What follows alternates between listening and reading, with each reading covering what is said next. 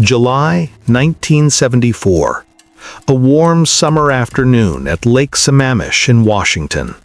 Hundreds of people were enjoying the sun. Children were swimming. Couples were lying on towels.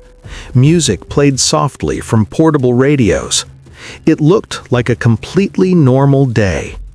But somewhere among the crowd, a predator was walking quietly. A young man approached several women one by one.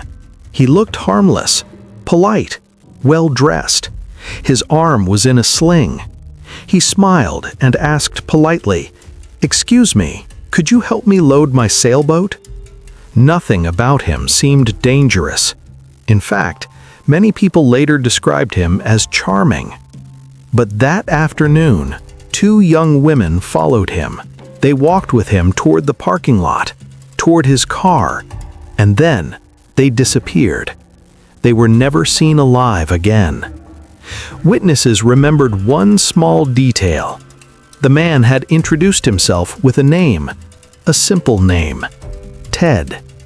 What no one at that lake knew was that they had just met one of the most terrifying serial killers in American history.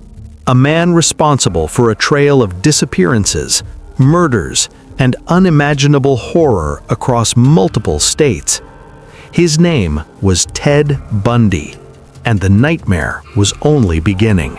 Before the headlines, before the documentaries, before the trials that shocked the entire country, there were real people, young women with dreams, families, and futures that were stolen.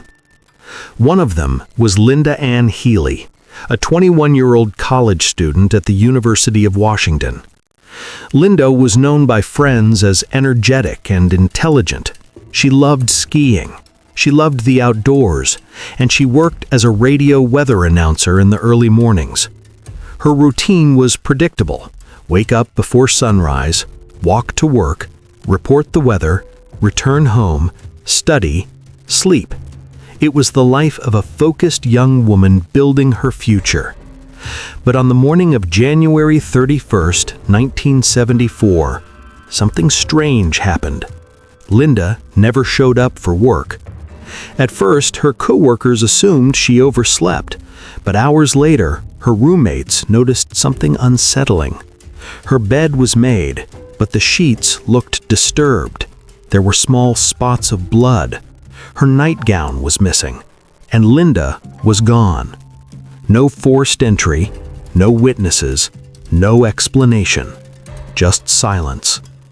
At the time, no one realized this disappearance would become the first chapter of a horrifying pattern, because Linda wasn't the only one. In the months that followed, more young women began disappearing. College students, smart, bright, beautiful, all vanishing without a trace. And the terrifying truth was this: they were being hunted. January 1974. Seattle, Washington. The city was quiet under a cold winter sky. College campuses were returning to life after the holidays, and students were settling back into their routines. But beneath the surface of normal life, something dark had begun moving through the city. After the disappearance of Linda Ann Healy, police initially suspected a burglary gone wrong. But soon, something far more disturbing became clear. Because Linda was not the last. Just weeks later, another young woman disappeared, then another, and another. Each case seemed random, different neighborhoods, different days. But there were similarities. The victims were all young women. Most of them were college students, smart, independent, and trusting. Then came the summer of 1974, a day that would change everything. July 14, Lake Sammamish State Park. Hundreds of people were enjoying the sunshine. Witnesses later recalled seeing a young man walking around the beach. He wore a cast on his arm. He carried himself with confidence. He smiled easily, and he introduced himself with a simple name. "Hi, I'm Ted." Several women remembered him asking for help loading a sailboat onto his car. Most of them refused, but 2 women didn't: Janice Ott and Denise Nasland. They walked with him toward the parking lot. Witnesses saw them leave, but they never came back. When evening came, their friends realized something was wrong. Search teams were called. Police arrived. The beach was filled with officers, but it was already too late. The predator had vanished into the night, and now the entire state of Washington was on edge. Weeks turned into months. The disappearances continued.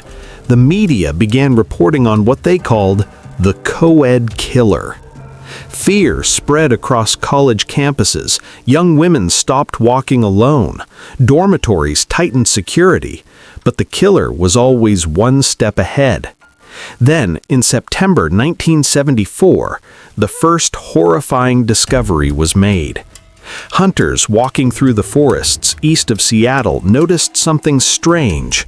Bones. Human bones. Police arrived quickly. What they found was chilling.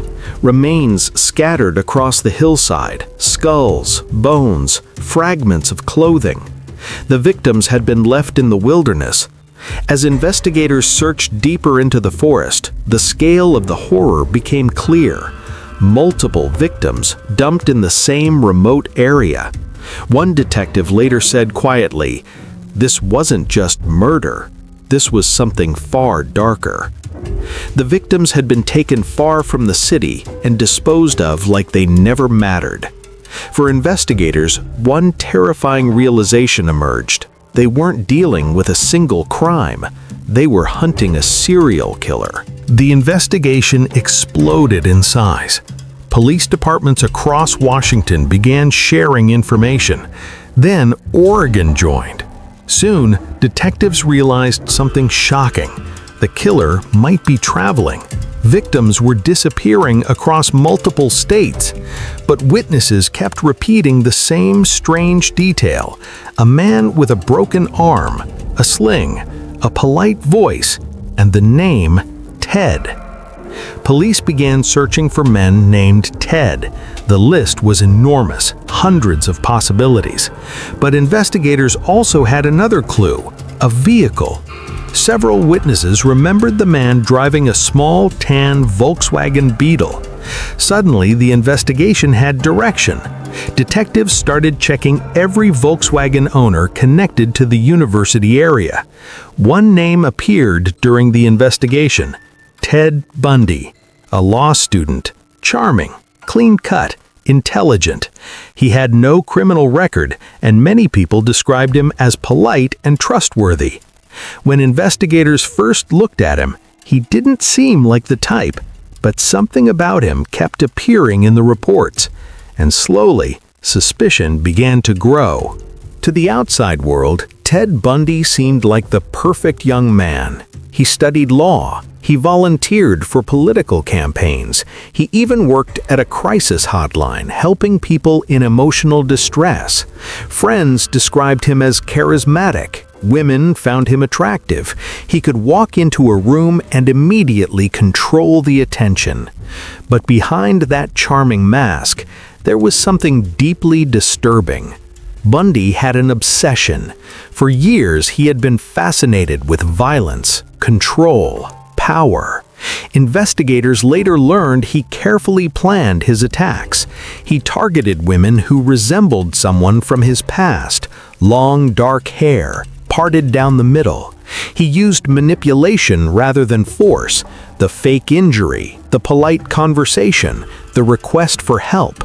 Then suddenly, the trap would close. Once inside his car, the victim had almost no chance. What Bundy did afterward would later shock the entire world, because the killings were only part of the horror. For Bundy, the crimes were about domination, control, and a twisted desire to relive the moment again and again. But for a long time, no one truly understood the monster hiding behind the smile. In August 1975, a police officer in Utah noticed something unusual. A Volkswagen Beetle driving slowly through a neighborhood late at night. The driver seemed nervous. The officer pulled the car over. The driver was Ted Bundy. Inside the vehicle, officers found disturbing items: a ski mask, handcuffs, rope, a crowbar, and tape. It looked like a kidnapping kit. Bundy was arrested.